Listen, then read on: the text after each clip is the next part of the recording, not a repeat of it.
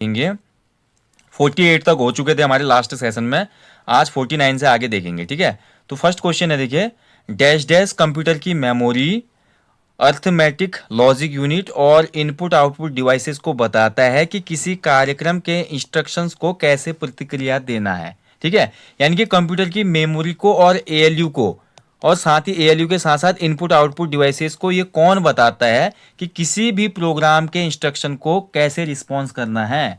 तो इसका जो राइट आंसर हो जाएगा 49 का, तो 49 का सही उत्तर का ऑप्शन सी, इसको बोला जाता है कंट्रोल यूनिट। ठीक है, ये हमारा काम कौन करता है, कंट्रोल यूनिट ये काम करती है। ठीक है, तो सी आंसर इसका सही हो जाएगा। क्लियर, चलिए आगे बढ़ेंगे। नेक्स्ट देखिए, एएलयू और कंट्रोल यूनिट को एक साथ आमतौर पर क्या कहा जाता है। ठीक है, यानी कि एएलयू और जो कंट्रोल यूनिट होती है, इसको आपका रिफर्ड किस नाम से रिफर्ड किया जाता है, तो एएलयू एंड कंट्रोल यूनिट आपका हो जाएगी, राइट आंसर जाएगा इस क्वेश्चन का ऑप्शन बी, प्रोसेसर। ठीक है, इन दोनों का जो हमारा बोल सकते हैं कि टुगेदर जब ये रहते हैं तो यूजुअली इसको रिफर्ड किया जाता है एज अ प्रोसेसर। ठीक है, तो प्रोसेसर ही दोस्तों जो होते हैं ना, प्रोसेसर से ही कंप्यूटर की कार्य क्षमता, स्पीड वगैरह का निर्धारण होता है।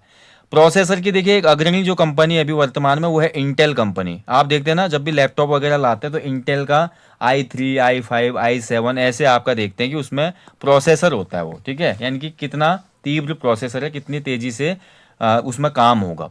ठीक है, प्रोसेसर देखिए अगर कम होता है, रैम कम होते हैं, तो वहाँ पर फिर थोड़ा कंप्यूटर वगैरह स्लो काम करता है। तो ये आपका बी आंसर हो जाएगा, प्रोसेसर। ओके, चलिए आगे बढ़ेंगे अगले क्वेश्चन की तरफ। कंप्यूटर में किसकी सहायता से परिकलन किया जाता है। तो कंप्यूटर में जो कैलकुलेशंस हैं वो किसकी सहायता से होती हैं, तो कैलकुलेशन हमेशा कंप्यूटर में होती है किसकी सहायता से, एएलयू की सहायता से। ठीक है, एएलयू। ठीक है, ध्यान रखिए, महत्वपूर्ण है।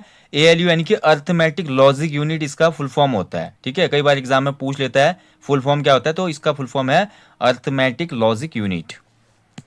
नेक्स्ट देखिए, गणना और तुलना के लिए कंप्यूटर के किस भाग का प्रयोग होता है। तो देखिए हमारी जो गणना करनी है, कैलकुलेशन करनी है और आपका कंपैरिजन करना है, तो इसके लिए भी हमारा उपयोग होगा किसका, आपका एएलयू का, ऑप्शन है। ठीक है, चलिए नेक्स्ट है, सेंट्रल प्रोसेसिंग यूनिट में एक कंपोनेंट के रूप में निम्न में से कौन सा होता है।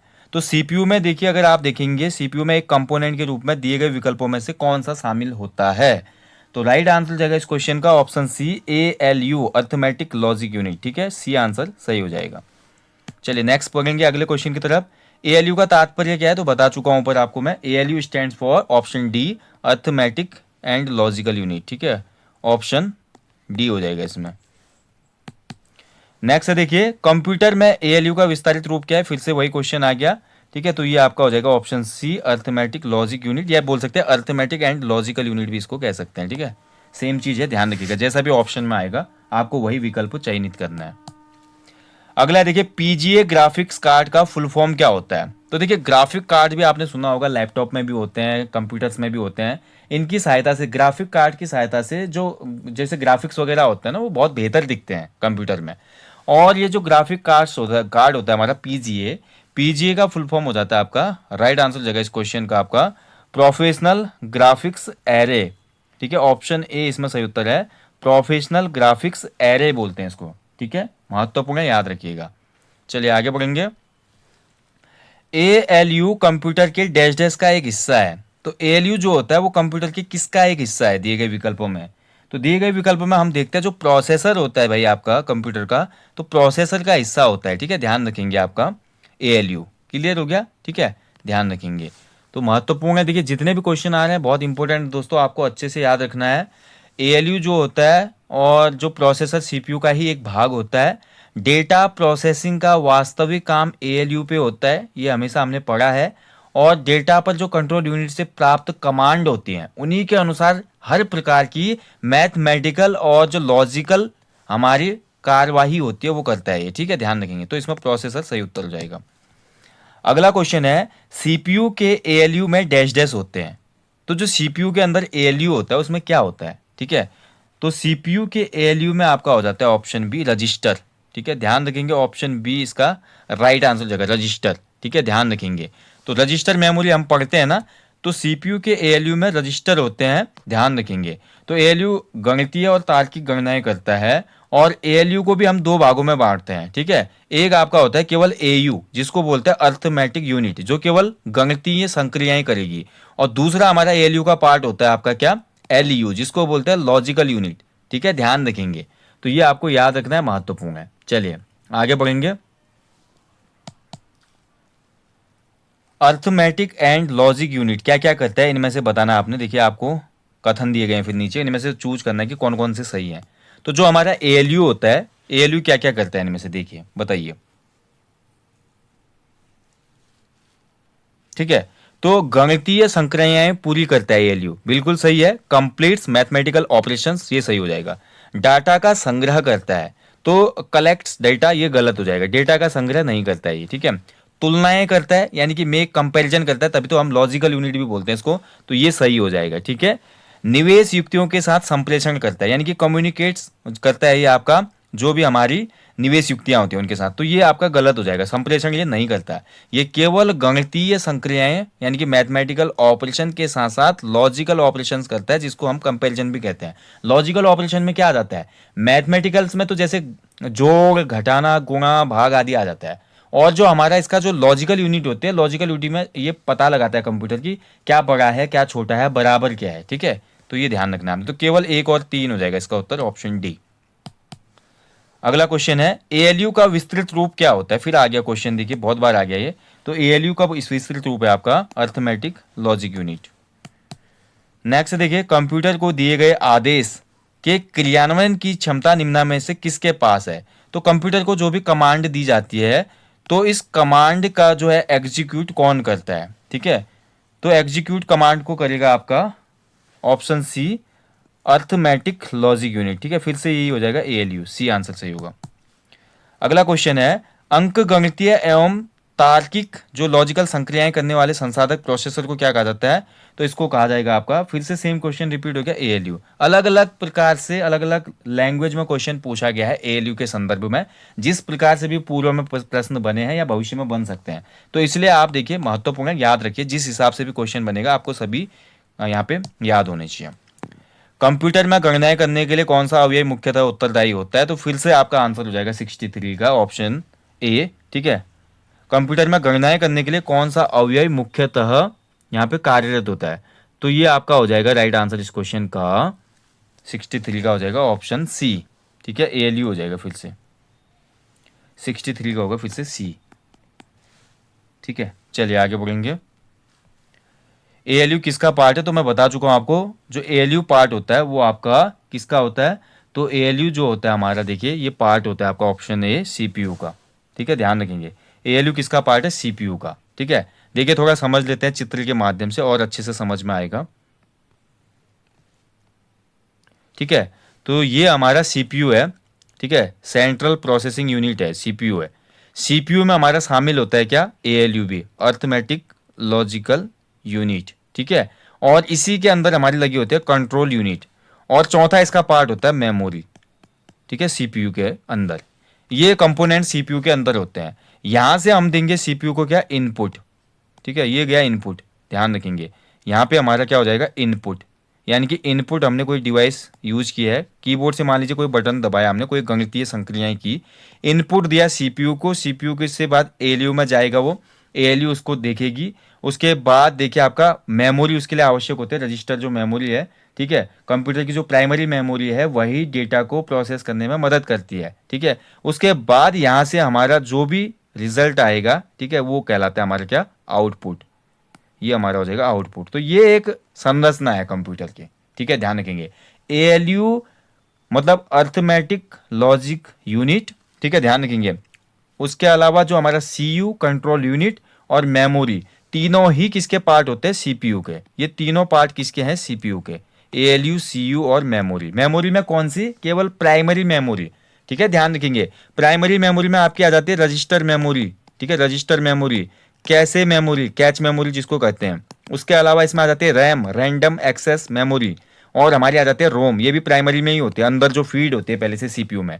बाकी जो बाहर से हम लगाते हैं, मेमोरी कार्ड, पेन ड्राइव, उसके अलावा जो भी हम एसएसडी की लगाते हैं, ठीक है, या हमारा डिस्क ड्राइव होती है, तो ये सभी क्या है, डीवीडी वगैरह, ये भंडारण जो हम देते हैं अलग से, वो हमारा सेकेंडरी मेमोरी कहलाती है। ठीक है, क्लियर।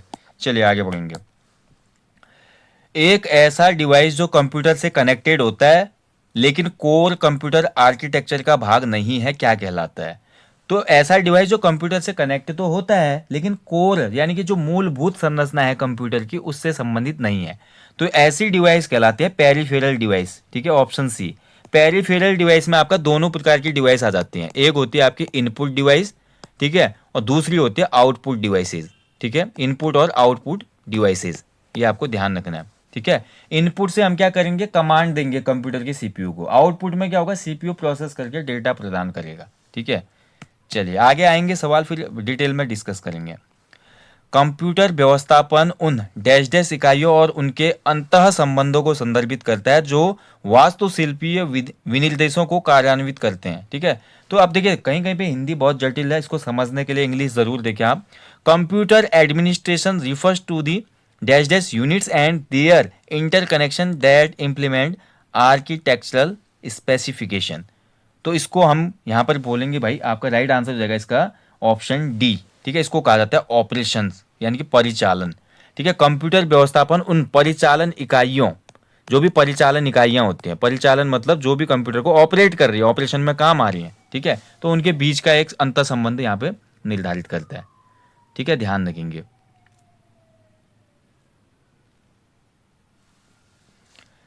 चलिए आगे बढ़ते भाई अगले क्वेश्चन की तरफ। अगला क्वेश्चन है, देखिए फिर से आपका,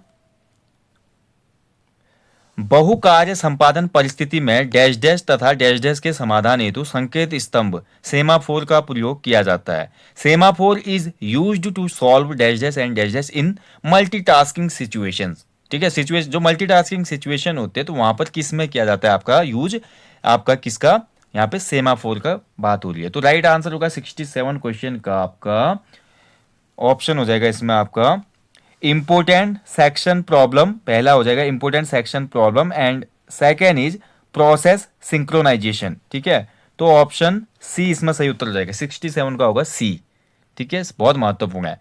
तो बहुकार्य संपादन परिस्थिति में सीपीयू जो मेमोरी होती है, ध्यान रखेंगे, तो सीपीयू मेमोरी सिंक्रोनाइजेशन होता है, और ध्यान रखेंगे इसमें एक आईओ गतिरोधक भी होता है, आईओ गतिरोधक बोलते हैं इसको, जो भी इनपुट आउटपुट है, तो इसके डेडलॉक का समाधान के लिए प्रयोग किया जाता है। ठीक है, इसका तो ऑप्शन सी इसमें सही हो जाएगा, important section problems and process synchronisation. ठीक है, यहाँ पे आ जाएगा आपका, ध्यान रखेंगे।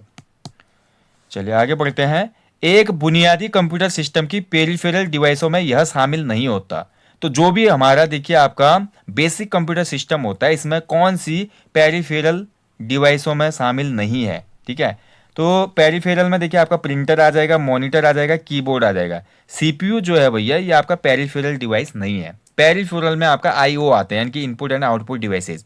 सीपीयू जो है इट्स पार्ट ऑफ मदरबोर्ड। ठीक है, सीपीयू जो है मदरबोर्ड का पार्ट है कंप्यूटर में, ध्यान रखेंगे।